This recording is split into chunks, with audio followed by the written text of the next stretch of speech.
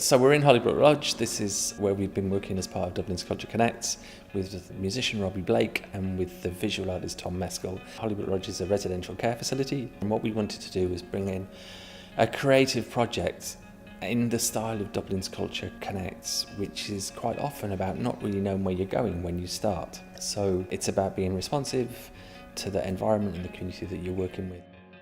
As we meet with residents now, there may be different presenting medical issues or social issues, but in terms of speaking about activity, people are able to maybe engage with activity and social events and recreational events at various levels. So the aim is to engage and connect with people at the appropriate level.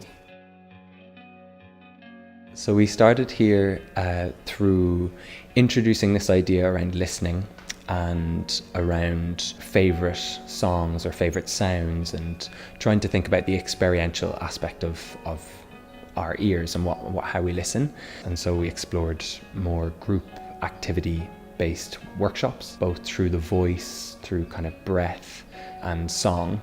We kind of always come back to song because that's something they do regularly here. They all love singing. There's loads and loads of song.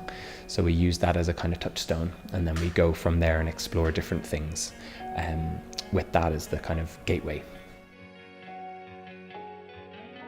We made these tissue and wire birds with lights in them, and then the residents decorated them over about 4 or 5 sessions, and it really worked well for people of the range of abilities, because we already had a primary form, which was the birds, which were completed and they were white, and then we were handing people colour. So it was a very simple process to add colour, and people that wouldn't have done art before were very happy to do it because they had something that already looked finished and ready to go. So they were just adding to and improving what was already there. So they got really excited by it and immediately engaged with the work and identified with it and saw it as theirs.